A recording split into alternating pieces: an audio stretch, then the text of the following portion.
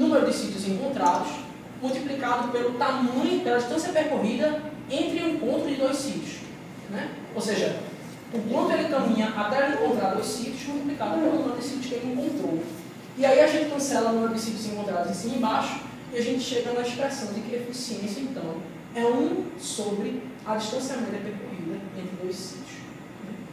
Esse valor médio de L maiúsculo é a nossa quantidade de interesse, e é sobre ele que a gente vai fazer todos os nossos cálculos. Numa aproximação bem em campo médio, a gente pode dizer que, aproximadamente, a distância média percorrida entre o encontro de dois sítios é aproximadamente o número de passos que o caminhante deu vezes o tamanho médio de caminhada de um passo. Né? Ou seja, a gente está assumindo que em todos os N passos o caminhante está dando um passo que tem um tamanho aproximadamente igual ao valor médio de L, ao valor médio de passo que ele pode dar. E sendo assim, a eficiência pode ser escrita como sendo 1 sobre o número de passos vezes o valor médio de L. Esse é um modelo bem campo médio que foi utilizado nesse paper, mas não é o que eu vou trabalhar aqui.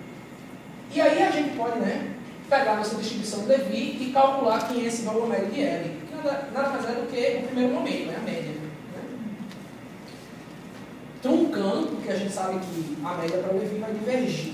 Mas a gente sabe que, aproximadamente, o caminhante não pode dar um passo maior do que lambda, porque esse é o livre caminho médio entre dois sítios. A distância média entre dois sítios é lambda. Se ele der um salto maior do que lambda, ele vai esbarrar no sítio. Então, na hora que a gente vai calculando a média, a gente calcula aqui a média normal, L vezes P de L, aí dá esse termo aqui, L é 1 menos μ. Mas aqui, quando a gente vai calcular de lambda até infinito, ao invés de L, P de L, a gente vai colocar a lambda, porque ele vai ter dado no máximo o tamanho de salto igual a lambda. Ele vai truncar, ele vai voltar para o primeiro mecanismo da busca, ele vai encontrar um sítio, certo?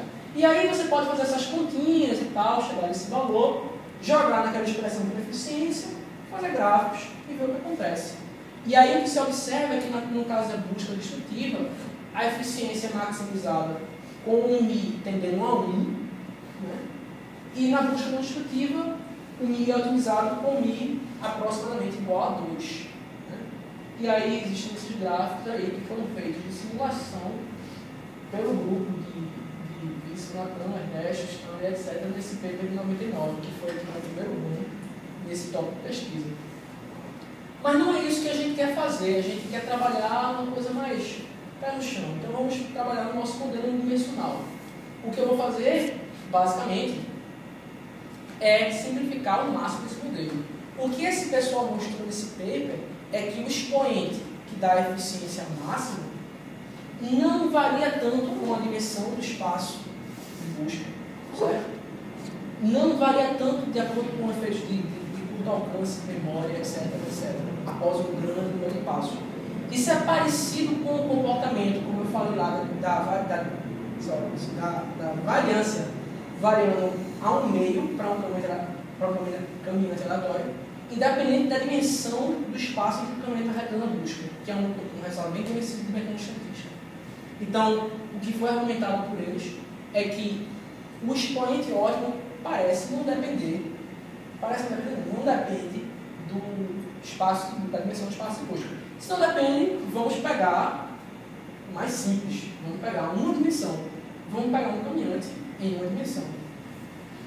E esse é o nosso modelo. Está aí o caminhante, dois sítios alvos, o caminhante no meio, tem um certo raio de divisão RV, ele está na posição X, e o espaço médio entre dois sítios é aproximadamente o caminho livre médio que ele pode percorrer em dimensões lambda, certo?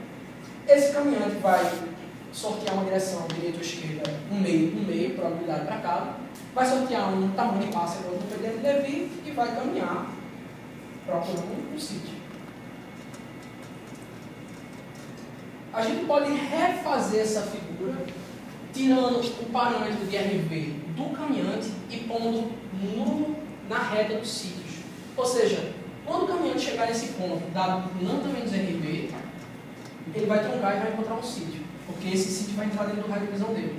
Mesmo jeito, quando ele chegar nesse ponto aqui RV, ele vai encontrar o sítio e vai truncar. Ou seja, eu posso pensar que o RV do caminhante é 0, mas agora os meus limites em que ele pode caminhar vão de RV até lambda menos RV. aí a gente pode calcular o que vem a ser L. E aqui chega a parte em que eu começo a pular. Então, tem várias equaçõezinhas que não são difíceis, né? E que eu, em vão, tentei explicar na minha defesa de dissertação e ninguém entendeu. Né? Mas, o que você quer fazer, no final das contas, é, utilizando esse modelo, calcular quem é isso aqui. Porque a gente sabe que a eficiência é um sobre isso aqui. Né? Então, basicamente, se você fizer contas e contas e contas e contas e contas, você chega que o valor médio de L é dado por esse operador, que eu vou falar sobre o que ele é em short, e operado nesse troço aqui, que é basicamente o valor médio de L, mas não de L, do módulo de L. Como se fosse o valor médio é como se fosse do passo sorteado. É, exatamente. É, o primeiro momento só que truncado, porque ele não pode dar um passo maior do que lambda menos RV menos X, ou X menos RV para o outro lado.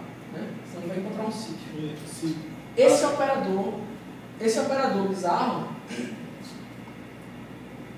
ele vem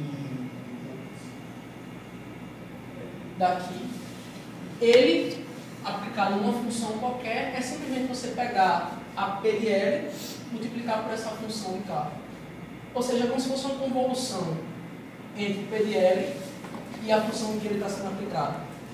O que, se você fizer as contas, o que você chega é que... Cadê? Embaixo. É que isso aqui é que o valor médio de L é a soma de n de 0 a infinito de L aplicado na função delta multiplicado por isso aqui. Que basicamente não está aqui, eu não sei porquê, mas ele está. É a soma, isso aqui é uma propriedade da função delta aqui. Essa função aqui pode entrar aqui. E no final das contas, o valor médio de L é o somatório de Ln aplicado nessa função de K. E aí você pode fazer essa soma infinita e você obtém isso aqui, que é um operador menos zero menos 1. Um pouco matemáticazinha que você tem que fazer, girar ela para chegar na expressão final, que é o valor médio do L maiúsculo. Mas no final das contas, depende da PDL através desse operador, que a gente não sabe analiticamente a forma dele. A gente sabe quem é L, mas a gente não sabe quem é 1 menos 0 menos 1. Né? É um operador integral, mas que a gente não sabe qual é o núcleo dele. E isso aqui que a gente sabe calcular facilmente numa determinada PDL, né? De acordo com o nosso modelo. Basicamente, você calcular o tamanho médio do passo, no primeiro momento, para o alocamento truncado. Mas a gente não pode resolver isso. Se a gente não pode resolver isso, a gente olha no computador e no computador resolver, né? Então a gente vai dizer que esse operador é um operador integral, como eu falei, que a gente não sabe que núcleo é esse. O núcleo K, quer que seja. E aí a gente vai discretizar essa integral por uma soma. Isso aqui vai ser uma matriz, isso aqui vai ser um vetor, aquele troço lá também vai ser um vetor. Então você vai multiplicar um vetor vezes uma matriz e vai obter um outro vetor. Basicamente eu vou dizer para o meu computador: construa a matriz L. Eu sei como construir, porque eu sei que é a integral de P de L, aquela convolução que eu mostrei lá. Né? E aí eu vou dizer para ele: faça a identidade menos essa matriz e agora inverta. Aí eu vou obter a matriz inversa que corresponde a esse operador bizarro aqui. E aí eu vou dizer: agora pega essa matriz, multiplique por isso aqui, eu obtive quem é a eficiência. No caso, o inverso da eficiência. Né? E basicamente foi isso o que eu fiz. Né? Você pode calcular quem são essas quantidades, especificamente quem é o operador L discretizado, quem é o valor médio do módulo de L discretizado, etc, etc. E essas coisas tomaram 1 ano e meio, e eu não posso querer mostrar aqui em 10 minutos. São cálculos chatinhos e tal, mas passam de serem feitos como qualquer cálculo de lista. São cálculos que você precisa sentar e fazer. Então, também vou pular isso aqui, que basicamente é o cálculo, que é o valor médio do módulo de L. Para cada distribuição. Para cada distribuição. Ainda não é nem para cada distribuição, ainda está geral aqui, não coloquei distribuições não. Mas para o nosso modelo em particular, porque o nosso modelo é truncado. Então, a gente não pode dar um passo maior do que lambda menos RV menos X, que você brincar, né? Nem X menos RV, que é o outro lado. Se ele der um passo maior do que isso, ele trunca.